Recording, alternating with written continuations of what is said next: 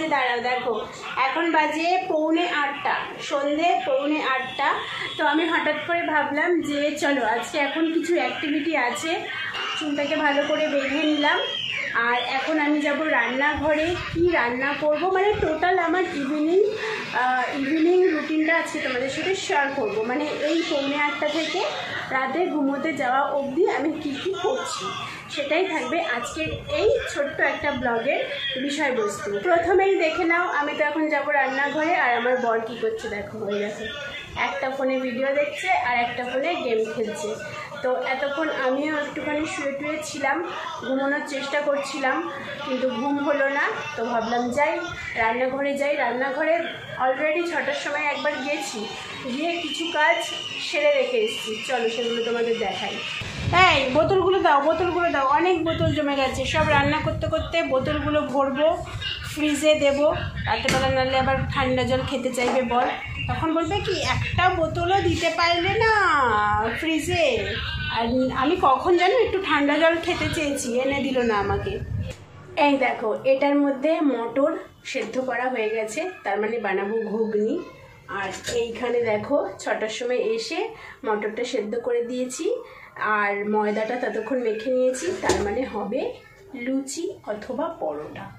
এটা এখনও বলতে পারছি না কোনটা করব, ডিপেন্ড করছে। এই যে 3টে বোতল ভরা হয়ে গেছে, এই বোতলটাকে নিয়ে, আর এই যে দেখো অর্ধেক ব্যানানা, এই কলাটুকু না একদম নরম হয়ে গেছে, খাওয়া যাবে না, এটাকে ফ্রিজে রেখে দেবো। কালকে কি করব এটাকে জানো, এটাকে কালকে বা পরশুদিন একটুখানি চুলে ডিম সহযোগে অ্যাপ্লাই করে নেবো, কারণ এই কলাটা একদম নরম হয়ে গেছে, খাওয়া যাবে না। আরে বাবা, আজকে যেহেতু মশলা দিয়ে সয়াবিনের তরকারি করেছি, তো সেই মশলাটাই একটু বেশি পরিমাণে করে রেখেছিলাম যাতে রাতে ঘুগনি রান্নাটা আমার তাড়াতাড়ি হয়ে যায়। এর মধ্যে পেঁয়াজ, রসুন, কাঁচা লঙ্কা, টমেটো সব পেস্ট, এবারে শুধু মশলাটা কষাবো আর ঘুগনিটা তাড়াতাড়ি রান্না হয়ে যাবে।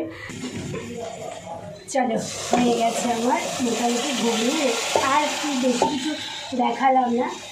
ওই তো মশলাটা কষিয়ে তার মধ্যে একটা সেদ্ধ আলু দিয়েছি। ঘুগনির মশলা যখন কষাবে না তখন একটা সেদ্ধ আলু দিয়ে দেবে, দিয়ে ওটাকে স্ম্যাশ করে দেবে, তাহলে ঘুগনিটা বেশ মানে গ্রেভি হবে, ভালো হবে আর কি।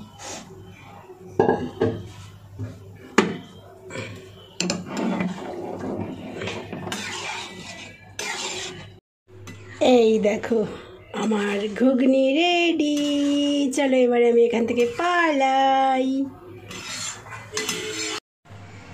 ঘুগনিটা বরকে দিয়ে টেস্ট করাই, দেখি কি বলে।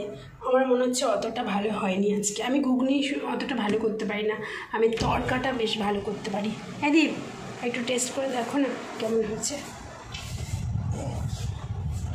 মটন কিমা এর মধ্যে, হ্যাঁ মটন শ্যামলিরও কিমা দিয়ে দিয়েছি।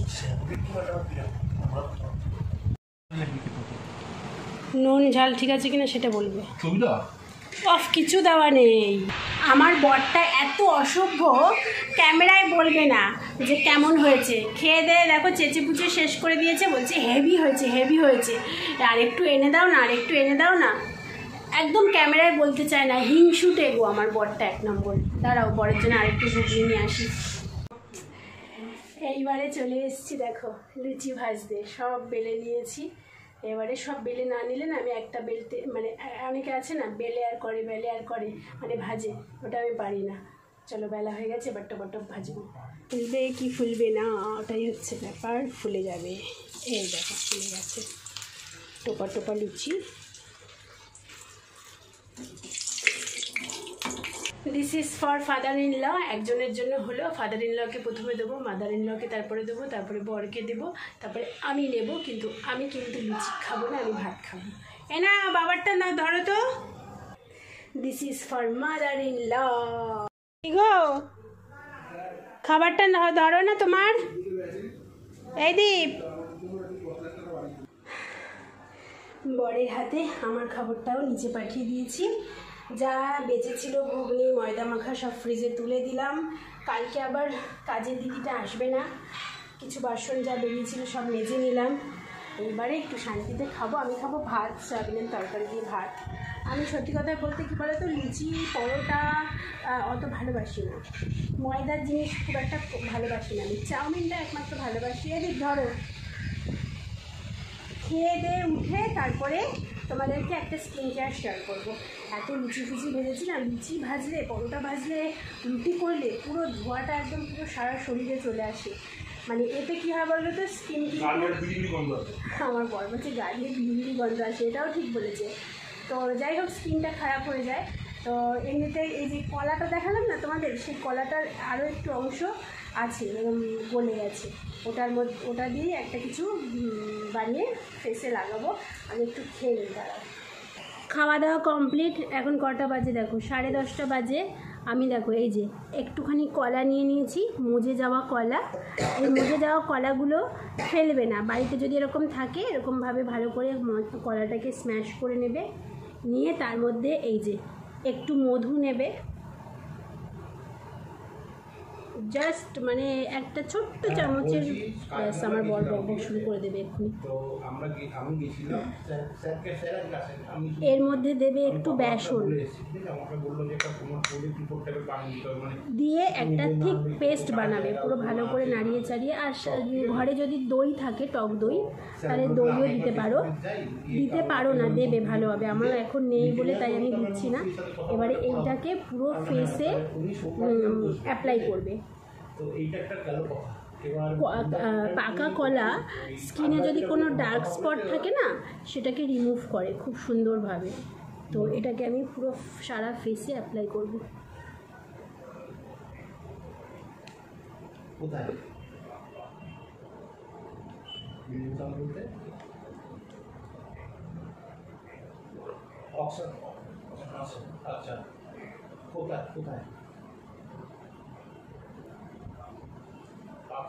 পুরো মুখে অ্যাপ্লাই করে নিয়েছি।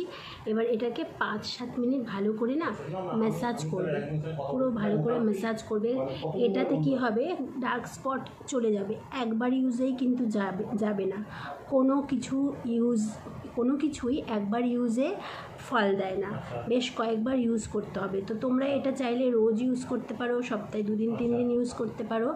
তো এই হচ্ছে ব্যাপার। আর স্কিনে খুব গ্লো আনবে, ইনস্ট্যান্ট গ্লোটা তাড়াতাড়ি চলে আসবে একবার ইউজেই, কিন্তু ডার্ক স্পটটা একবারে যাবে না, ওটা বেশ কয়েকবার ইউজ করার পরে যাবে। তো এটাকে আমি 5-7 মিনিট ম্যাসাজ করব।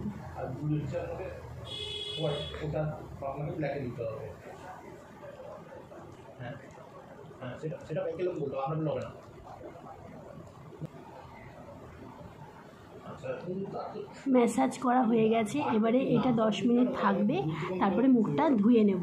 ধুয়ে নিয়ে আমি আমার যেই নাইট ক্রিমটা ব্যবহার করি, dot and clean night cream মেখে নেব। হয়ে যাবে আমার রাতের স্কিন কেয়ার।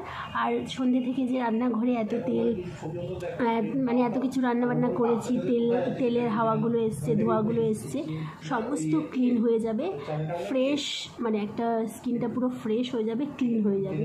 বুঝেছো? তোমরাও করো, সামনে পুজো আসছে, ঝকঝকে হতে হবে না? আর আমার স্কিন কেয়ার করলে না মনটা খুব ভালো হয়ে যায়, মানে আমি হ্যাপি হয়ে যাই। মানে এটা আমার মানে favourite part of my day. মানে ডেলি আমি চেষ্টা করি মিনিমাম কিছু স্কিন কেয়ার করার। এটাকে বলতে পারো সেলফ লাভ, যেটা ভীষণ ভীষণ ইম্পর্ট্যান্ট। কটা বাজে এখন? 12:40। 10:30টায় সব, 10:30টায় না, 10:45টায় সমস্ত কাজ কমপ্লিট হয়ে গেছে। স্কিন কেয়ার সব কমপ্লিট হয়ে গেছে। তারপরে 11টা থেকে এই 12:36 অবধি লাইভ করলাম চ্যানেলে। এখন আমি গুড নাইট বলবো, তার আগে খাবো এই মিষ্টিটা। এটা হচ্ছে, এই মিষ্টিটা খেতে আমি খুব ভালোবাসি। সেটা হচ্ছে ক্ষীর কদম। এই যে ওপরে এরকম ক্ষীর, একটু চালের মতন দেওয়া থাকে। তো এই মিষ্টিটা খেতে খুব ভালোবাসি। বর কালকে এনেছিল আমার জন্য, খাওয়া হয়নি, এখনও খাইনি। তো এটা এখন খেতে হবে। ফ্রিজেও ঢোকানো হয়নি। এই শুকনো মিষ্টিগুলো না ফ্রিজে ঢোকালে আরও বেশি শুকনো হয়ে যায়, তখন আবার খেতে ভালো লাগে না। তো যাই হোক, এই মিষ্টিটা খেতে খেতে আজকে দিনটাও শেষ করলাম, আজকে ব্লগটাও শেষ করলাম। এই ছোট্ট আমার ইভিনিং রুটিনটা তোমাদের কেমন লাগলো, ব্লগটা কেমন লাগলো অবশ্যই কমেন্ট বক্সে জানিও। সবাই অনেক ভালো থেকো, সুস্থ থেকো, আনন্দে থেকো, সবসময় পজিটিভ থেকো, আর সবসময় হাসি খুশি থেকো, ডান্স করো, সবসময় গান গাও, এরকম করে করে নিজেকে যা ভালো লাগে তার যা ভালো করলে তুমি হ্যাপি ফিল করো সেটাই করো। অবশ্যই সেটা ভালো কাজ, বাজে কাজ যেন না হয়। Tata, bye bye.